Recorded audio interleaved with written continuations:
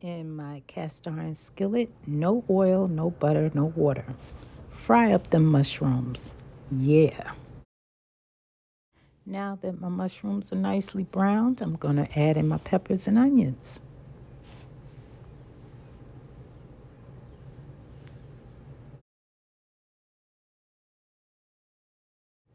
Now keep that heat at a medium low and add a little bit of oil because we don't want too much sticking going on.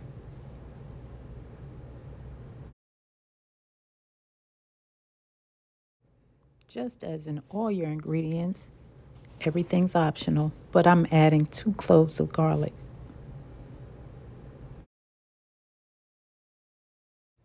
And remember, we want to keep that sticking to a minimum, so I'm adding a little bit more grapeseed oil. You can even use water or a broth of your choice, whatever you like. Now here I'm going to add a little bit of liquid amino acids for flavor. Just sprinkle to your liking. Taste as you go. It's your dish. But if I have to say, that might have been about a teaspoon and a half. Yeah, I'm addicted to this stuff. I can't get enough. It has all your seasonings in it. You can't go wrong. It's a no miss seasoning. Yep, Vegeta. Just sprinkle a little because you don't want to oversalt it. Your liquid amino acid is salty, and so is the Vegeta. So go lightly. I'm thinking I want some gravy with this. So I'm going to add 2 teaspoons of flour. And we're going to fry this up because we don't want that floury, starchy taste to our gravy. So fry it up until it's nicely browned.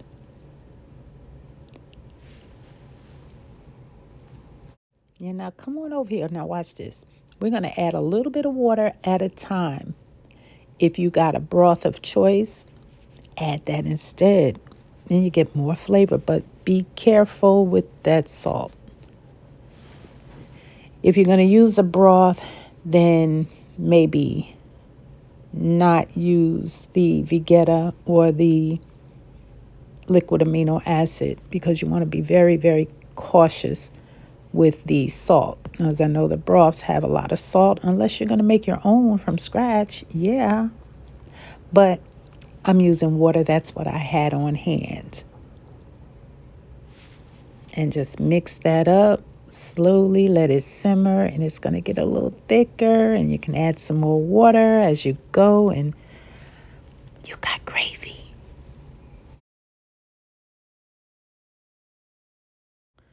Gravy is done.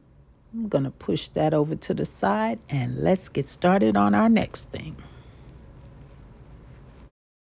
Okay, y'all. I am no good at measuring rice. No, I don't read the package. I just eyeball it. So I filled my pot up halfway with water. I'm using the last of my butter, which I want to say is maybe 3 to 4 tablespoons of butter, and we're going to let that melt.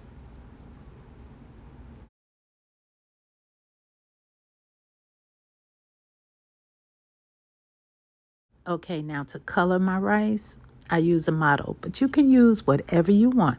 Turmeric works well, paprika, but I like this. It does the job.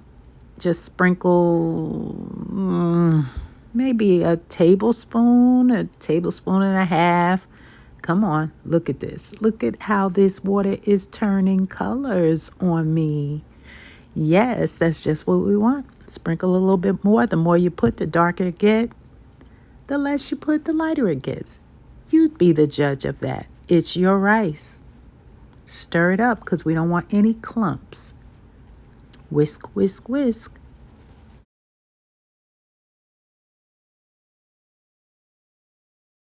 Okay, now you're going to season your water with whatever seasonings you choose. It is your rice. Do you, boo? I use Vegeta because, like I said, it has all the seasonings that I normally use. I probably could get rid of half of my seasonings and just use this. So it's got garlic, onion, yeah.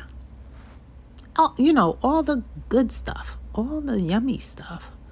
And just, you know, start off with a teaspoon, 2 teaspoons, and taste test it. See if you like it.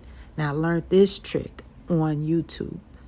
Nope, on Instagram from the 40-year guy. I love watching his channel. But you rub oil or butter around the rim of your pot and it won't boil over. He's 40 years old. I'm 60 years old and just finding this out. Again, I don't measure.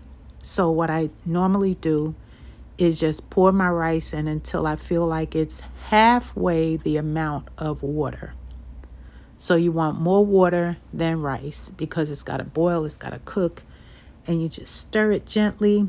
And see, I'm showing you where the top of the rice is. So you can kind of get an idea of how much more water than I have of rice.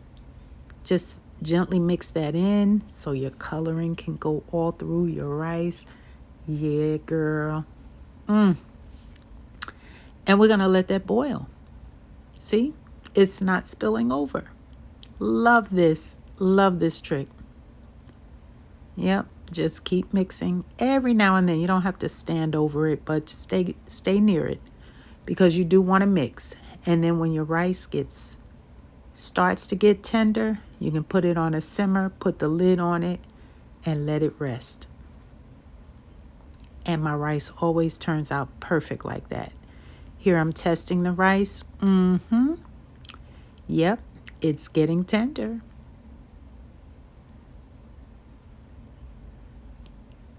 There's the lid. And we're turning it down to a simmer. Okay, so I don't measure, I don't time my rice. I just don't. But let's lift the lid, see what we got. Yeah, baby. They're done. You see those little air pockets? The little holes? Let me show you. See? That's what you want to see. So I'm just going to mix that around. Make sure there's no water at the bottom. And it's not burnt at the bottom. That's why we simmer. We don't cook at high heat. Yeah, let me do this last taste test. Yeah. There goes that happy, happy arm dance. Yeah, baby. I got good rice. So I plated up some freshly washed and drained spinach and plated the rice over top of the spinach. And now I'm going to put the mushroom and gravy sauce over top of the rice. And we've got an amazingly delicious dinner. Quick, fast, in a hurry. Look at that. Oh. I want some more. This was so good. That's my dad's plate. And we're going to now put some nutritional yeast on top. Why? Because I love it. I absolutely love nutritional yeast. I sometimes will just sit and eat it out of the spoon. It's just good to me.